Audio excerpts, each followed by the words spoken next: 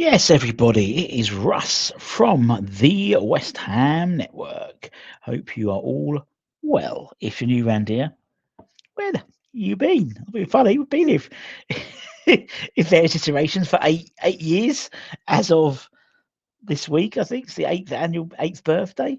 Obviously, Irons United into the West Ham Network. Anyway, if you're new around here, thanks for joining us. We did the Graham Potter press conference a little bit earlier on today. Then we had a couple of opinion pieces. Anton spoke about why we should push ahead with go all in for Matheus Fernandes, having had an increased bid of 32.5 billion, including add-ons. Unsurprisingly rejected. And then Anton spoke at lunchtime about, how long does Potter have in terms of, to turn things around, because as I explained to Charlie Austin on Sky Sports, time is a commodity which you don't get in football anymore now. Do you? You don't. You haven't got time. You look at someone like John Law, for example. He 2 relegations during his time, won the FA Cup. 26, but even there, nowadays you get relegated, you're sacked, aren't you? Pretty much, for sure. Even before then, you're sacked. Actually, check out Nigel's doing a season review, like as if it was social media back then. It's very funny. He did a thing about Lars McAvenny, I think. Yeah, McAvenny, that's what he called him, McAvenny. Maybe he could be a bit of a masterstroke, because obviously Paul Goddard's injured at the moment. Very funny. Well done, Nigel. But it is the world famous Hammers Headlines in association with the KVB.com boys. Check them out. And we're going for a French theme today, in preparation for my trip to France next week. But it's just coincidental. Player we've been linked with, although we're probably not going to get, and some departing players. One who could be departing, and one where the tunnel has definitely been shut in terms of where he could be going. Let's talk about the player we've been linked with. That's Jonathan Rowe. Now, Jonathan Rowe, you would have obviously part of the England under 21 Euro winning squad this year. He was a star player for Norwich, and then last year went to Marseille. However, he had a bit of a falling out with Rabiot, and as such, Marseille are basically trying to get rid of both of them. Now, according to the Daily Mail, West Ham have shown interest in signing him. The 22-year-old enjoyed a solid-ish season for Marseille. 3 goals and 4 assists in 30 games for the French side in all competitions. However, as I said, he's on the market because of physical alteration with Andre Rabiot, and several clubs are looking to capitalise. Now, he is on the market for 20 million euros. I think that's a good price for him. But at the moment, Bologna seem to be front runners to capture the deal, with Fabrizio Romano mentioning that earlier this morning that that Bologna have agreed personal terms with Jonathan Rowe, although the valuation that Bologna want to pay compared to what Marseille want is still very much poles apart, really, and that's very much negotiation, which has opened the door for other clubs to potentially hijack the move with West Ham named as one potentially. I mean, for someone like me, I've always liked Jonathan Rowe. I think he's a good player. He's got that versatility. He's comfortable on the left hand side, can play on the right. He can play in all the attacking roles. Obviously, for England 21s, he came on as a centre forward. Really, he's playing as number 9. He can cut inside. He's got a strong finish. That Bowen-esque sort of cut off one wing and hit it with the other foot.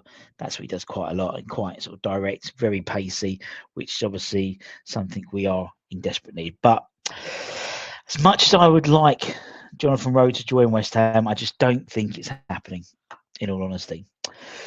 But sticking with France and sticking with Marseille in particular, actually, a report suggests that Emerson could be saying au revoir to West Ham and bonjour to the Ligue 1, or bonjour to Marseille. They're reportedly interested in signing Emerson before the window closes. They're in need of a left-sided fullback this summer after losing their sort of main fullback in Quentin Merlin to Rennes in a £13 million deal. Rennes sold Truffert to Bournemouth, and obviously Bournemouth had sold 𝗛𝗏𝗦 to Liverpool. So that's how that sort of domino effect worked. And according to Foot Mercato, the Brazilian is one of the Brazilian/Italian he's one of the primary targets, and would see a reunion of Emerson Palmeri, having spent some time on loan to Lyon when he was loaned out from Chelsea to Lyon. I think it'd be a good move for him. We know we've got backup already in terms of Ollie Scarles after Diouf. I think also we've got backup even further. I think in terms of the academy, 𝗛𝗏𝗦 is very same sort of realm as Diouf in terms of being very attack minded. I believe. I remember Kenny Brown telling me 𝗛𝗏𝗦 is the quickest player at the club. I'm pretty sure he told me that. Am I making that up? I'm 98% sure he told. I might text him, ask him, but I'm pretty sure he told me that.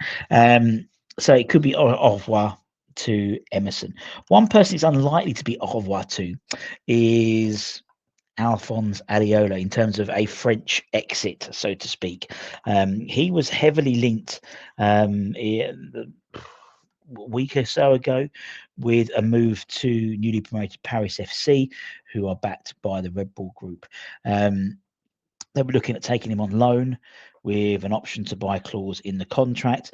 We know Areola has, I think it's 120 grand week wages, and that was always going to be a likely stumbling block. Or West Ham could also offer to pay half or something like that.